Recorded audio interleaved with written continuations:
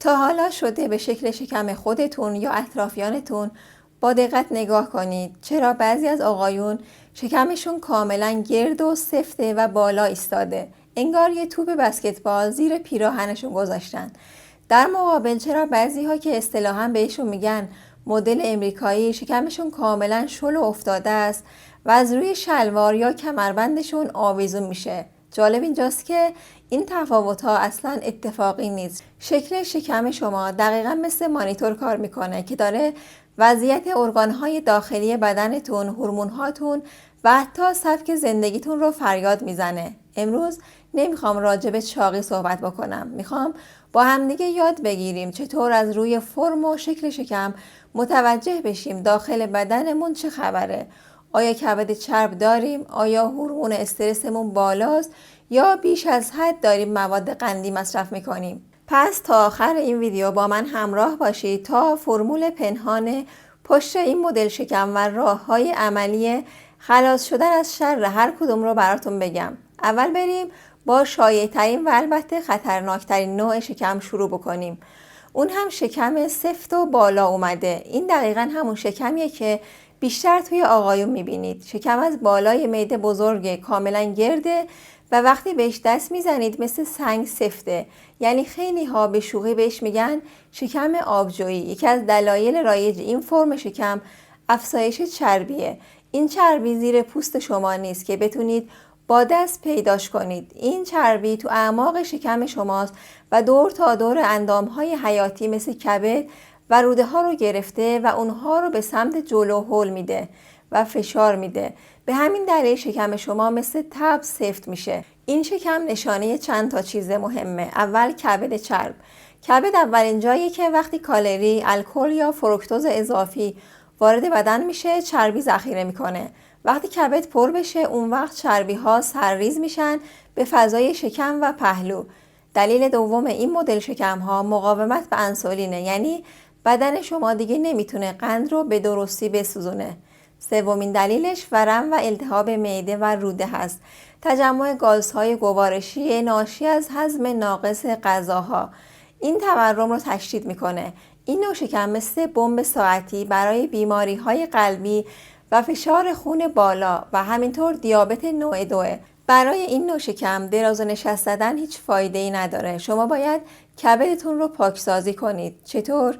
با حذف قندهای مصنوعی و کاهش شدید کربوهیدرات‌های ساده مثل نون سفید، برنج و همینطور قطع کردن مصرف الکل و نوشابه ها. حالا بریم سراغ شکم فرم دوم، شکم شل و آویزون و پایین افتاده.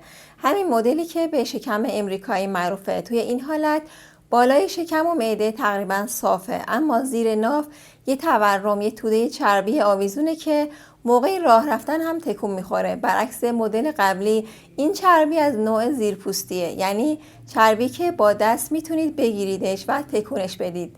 این شکم نشونه چیه؟ اول از همه مصرف بیش از حد مواد قندی و کربوهیدرات های تصفیه شده است. این فرم شکم مستقیما با مصرف نون، پاستا، پیتزا، شیرینی و مواد گلوتندار در ارتباطه. بدن قندهای اضافی را دقیقاً تو پایین ترین نقطه شکم ذخیره میکنه. دلیل دومش افتادگی عضلات لگن و زیر شکمه که معمولاً به دلیل نشستنهای طولانی مدت پشت میز رخ میده. مورد سوم همین که خانم‌ها به دلیل تغییرات پس از بارداری و کشیدگی عضلات دیواره شکم براشون اتفاق میفته.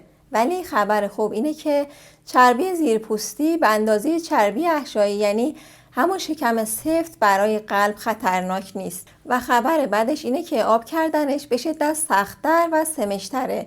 راه حل طلاییش برای این شکم‌ها کاهش مصرف کربوهیدرات‌ها و گلوتنه. در کنارش ورزش‌های قدرتی متمرکز بر زیر شکم مثل حرکاتی مثل بالا آوردن پاها یا پلانک و پیاده‌روی مداوم برای سوزوندن این ذخایر قدیمی چربیه. خیلی موثره. شکم سوم که خیلی ها میپرسن اینه که من خیلی غذا نمیخورم اما چرا بازم شکم دارم؟ این مدل شکم شکم استرسی یا هورمونیه. این شکم معمولاً توی افرادی دیده میشه که دست و پاهای نسبتاً لاغری دارن اما وسط بدنشون چاقه. چربی این مدل تو زیر دنده ها شروع میشه و تا پایین ادامه داره و حالت لایه لایه و افتاده به خودش میگیره. این شکم شاهکار هورمون و کورتیزوله، یعنی همون هورمون استرس. وقتی شما مدام تحت استرس روحی، فکری یا حتی کمخوابی هستید، غدد فوق کلیوی شما کورتیزول ترشح میکنه.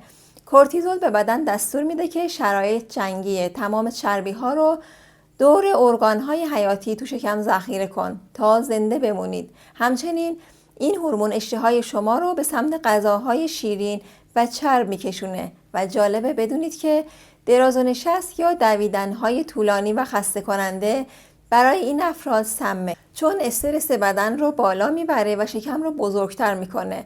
راه حل اصلی اینه که خواب با کیفیت داشته باشید. حداقل 7 تا 8 ساعت خواب شبانه برای تنظیم کورتیزول الزامیه.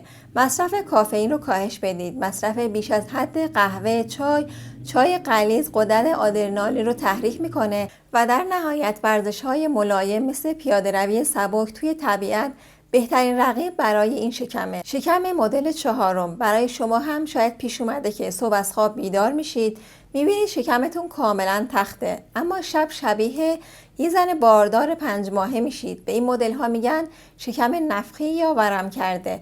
این شکم اصلا از جنس چربی نیست، بلکه ناشی از تجمع گاز، التهابات تو سیستم گوارشی شماست. این شکم معمولا نشانه ورم و التهاب معده به خاطر اسید معده یا باکتری هایی مثل هلیکوباکتر پیروری، همچنین نشونه عدم تحمل غذاییه، یعنی بدن شما به محصولاتی مثل لبنیات یا گندم حساسیت داره. سندرم روده تحریک پذیر و یبوست هم از دلایل دیگه اونه. راه حل طلایی برای این مشکل یادداشت کردن غذاهاست. باید بنویسید که بعد از خوردن چه غذاهایی شکمتون باد میکنه تا مقصر رو پیدا کنید. استفاده از پروبیوتیکا برای تقویت باکتری های خوب روده و تند غذا نخوردن هم به شدت کمک میکنه، چون خوب جویدن غذا از ورود هوای اضافی به معده جلوگیری میکنه.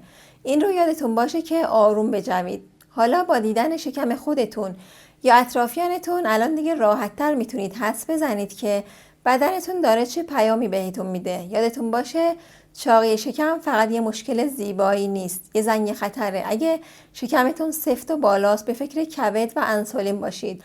اگه پایینه و افتاده و شعله قند و کربوهیدرات رو کم کنید.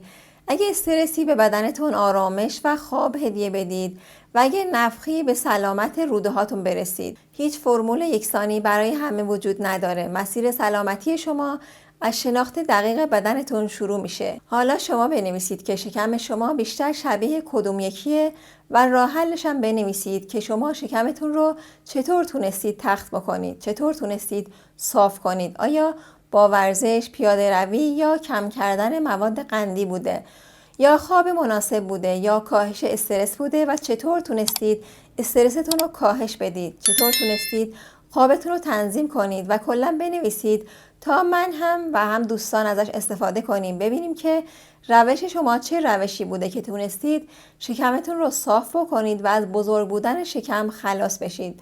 امیدوارم که همیشه سالم، سلامت و شاد باشید. از اینکه تا انتهای ویدیو همراه من بودید صمیمانه سپاسگزارم.